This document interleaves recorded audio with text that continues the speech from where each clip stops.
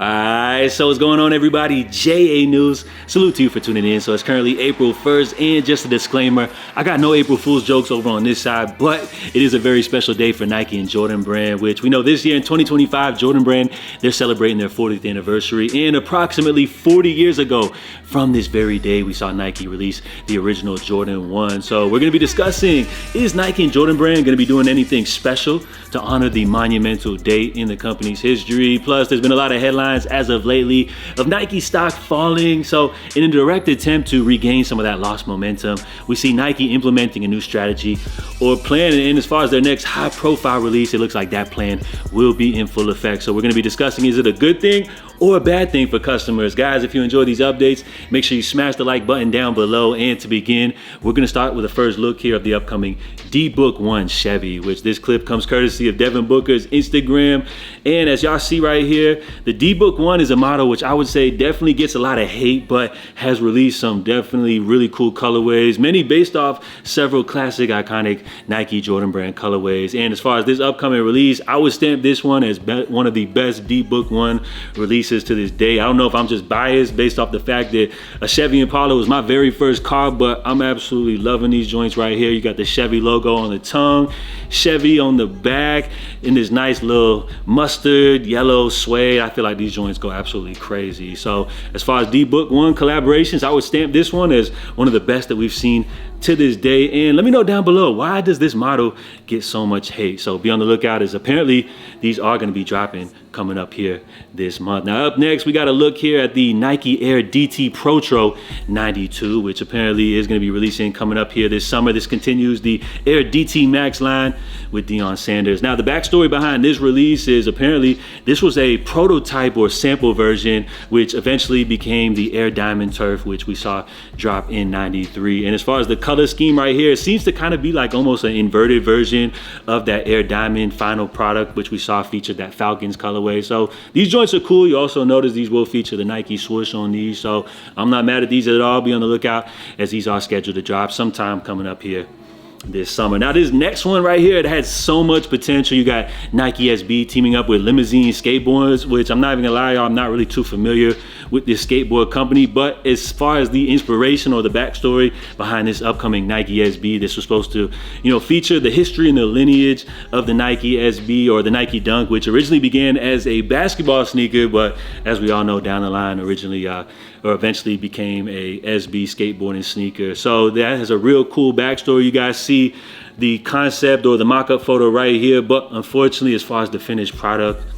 I feel like this joint was a swing and a complete miss right here, as rather than featuring a sneaker which looked like a material of a basketball or something like that, these joints low-key look like a football. So as I mentioned, swing and a miss. Well, my bad, that's baseball, but yeah, seems like these joints are a complete miss, and seems like most sneakerheads would have to agree with me, but apparently these will see a release date coming up sometime here in June. Maybe they can try to rebrand this to like a football theme or something like that, because as far as featuring a basketball design influence, they kind of missed out on that one. And we got to look here at the upcoming Jordan 1 Rare Air. This is going to be Jordan Brand's big retro release of the weekend. They're going to be releasing alongside a women's theme pair as well, and one of the big design elements would be the removable Nike black swoosh, which can rub off to feature a red swoosh. So I feel like that's kind of a gimmicky design element, but I would have to say, as far as these bearing the red swoosh, it kind of gives these, more of a little bit of a funky twist to them. So I think it adds a little bit of character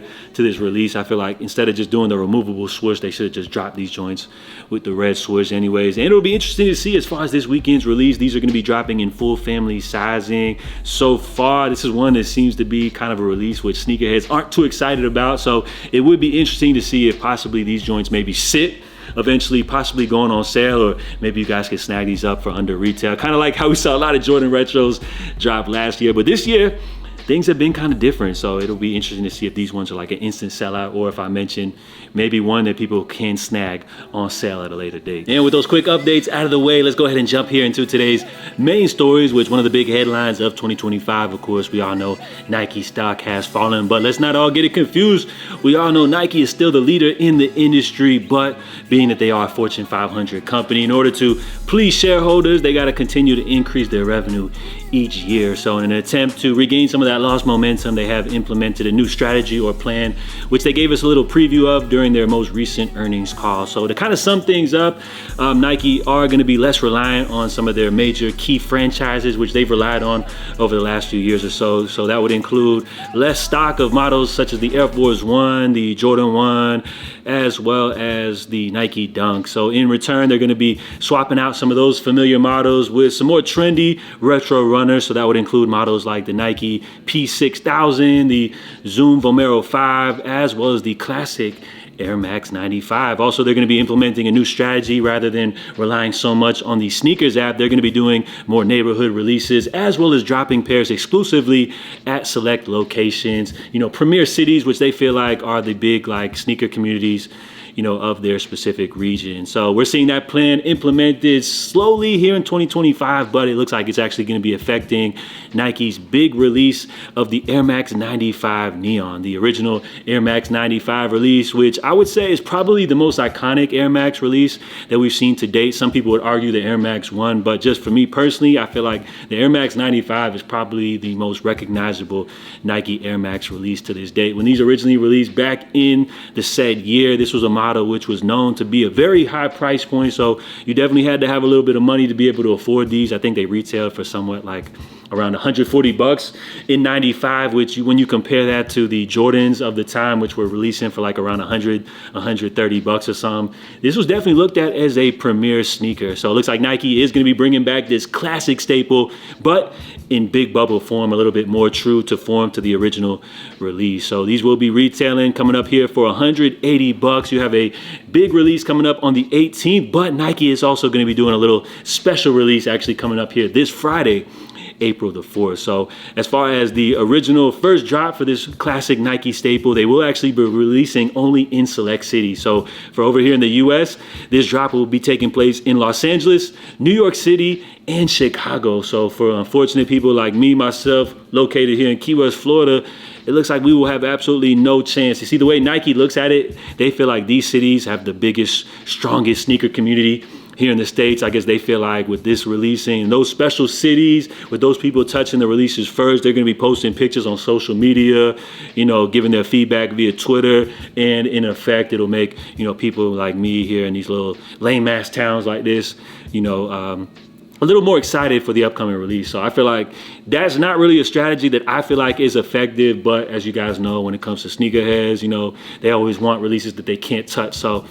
I guess it will be effective in that regards. And then coming up on the 18th, we'll have a wider release where they will be actually dropping via the sneakers app, neighborhood locations, and JD Sports. So with this one, Nike, they're looking to kind of mend some of those broken relationships with their retail partners, giving this a special exclusive release. For JD Sports, they are going to be releasing on the sneakers app, but unfortunately, like when you compare things to last year, where say for this release, Nike probably would have dropped all of the stock via sneakers app, they're going to be allocating the stock through these various resources, through these different channels. So you got some JD Sports releases, some pairs hitting the sneakers app, and then some pairs hitting the neighborhood locations. Kind of similar to what we saw with the Bread 85s, where those releases were just exclusively dropped through various neighborhood locations throughout the country. So rather than just dropping all of the pairs through one outlet, they're going to be sprinkling them out throughout various retail channels in an attempt to kind of bring back that chase. They're bringing back the hunt. They're not making these releases as easy to cop as say they were last year. So as far as customers, I feel like this definitely caters towards like the hype beasts, the people that want like their sneakers having high resale value, so they can be like, yo, look up how much my sneakers go for on StockX, them kind of people. But for those of us that just want to be able to just easily grab these shoes, not have to worry about jumping through all these hurdles and hoops and everything like that, Nike is not making it easy for us. So as far as this release, this is going to be a big one. Nike has a huge push on the Air Max 95, and what a better way to bring that hype back than with the probably most iconic original release with the Air Max Neon. So let me know if you guys are checking for this release. Again, we got the soft launch coming up here this weekend on Friday, and then the wider release coming up on April 18th. So just good luck for everybody on that one. It looks like Nike, they're looking to make these releases a lot more difficult to cop. So let me know, how do you guys feel about Nike's strategy here in 2025? Do you prefer the way things were going last year, or do you prefer the chase? Do you like the hype, the resale value to your sneakers as we see here in 2025? And then lastly, before we bounce, guys, today marks approximately the day 40 years ago where we saw Nike release the original Jordan 1. This is the Chicago colorway. So during 1984, we saw Michael Jordan rocking the airships. He was also wearing the band bread ones. But then as far as the first official release, the following year in April, we saw Nike and Jordan Brand release the Jordan 1 Chicago release, which probably went down to be one of their, I guess we should say, the most iconic releases in Nike's history. One that kind of changed the complete trajectory of the company, where we now see they are the leaders in the industry. So at one point, I guess there was stories of Michael Jordan being courted by, I guess, New Balance at one point, even Adidas. So can you imagine those companies, if they would actually sign MJ, would have things have went down the same way as if he would have signed with Nike? You can never tell, but as far as the price of this sneaker, which originally dropped back in '85, these retailed for just $65, which at the time I guess was kind of pricey, because I guess, you know, the OGs back then would have been like, yo, I could have went to McDonald's and got a whole meal for like 10 cents or $1 or whatever stories y'all be kicking. But as far as $65, man, if you guys do actually the numbers and account for inflation, 1985 to 2025, that would actually bring the cost of the Jordan 1 in current day value, 65 and 85, to just $192.75 in today's time. So accounting for inflation, actually Nike and Jordan Brand seem to actually have the price point right, even though we all still complain, you know, about the price increasing. It's actually due to natural inflation. You know, everybody's complaining about the price. They're saying the quality of materials went down and everything like that. But I mean, if we actually look at $65 and 85, they're not doing us too dirty here in 2025. But of course, we know that $250 for them bread 85s was ridiculous. But you know, we're still gonna always complain. So it's just kind of crazy to look back. This was a special, monumental day for Nike and Jordan Brand 40 years ago.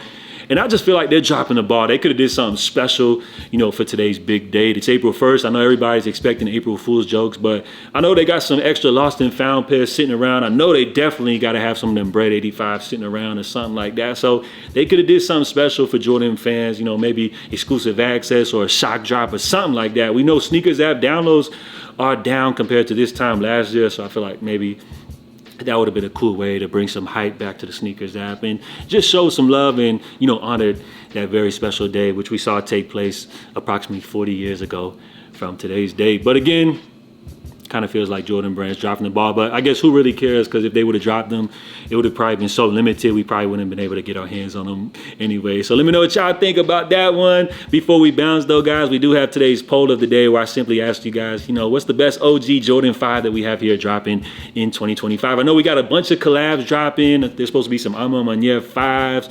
You got those Awake NYs, but I'm just actually sticking to original Jordan 5 colorways, which is actually the 35th anniversary for the Jordan 5. We got the Fire Reds, Black Metallics, and Grapes are releasing here this year. So we had roughly 2.6 thousand votes, of which the majority of you guys, as I expected, 61% of y'all went with the Black Metallics, which we saw released in Reimagined 4s. But coming up very soon, we got the Grape 5s, which 15% of y'all picked those at second place. Those are gonna be dropping coming up in this summer. And then I guess sometime in the fall, we're gonna see the return of the Fire Red 5s with the nice black tongue, which that one came in just behind the Grapes at 12%. And then 12% of y'all said the 5s ain't it. So salute to everybody for participating in the poll. This is exactly how I had it. Grapes at 2, Black Metallics at 1, and then Fire Reds at 3. Even though I feel like it's arguable, it's debatable, but I feel like the Black Metallics definitely hold the most weight. But I feel like the Grapes are like right behind them joints. And don't let that take anything away from how classic them Fire Red 5s are as well. So a great year for Jordan 5 releases.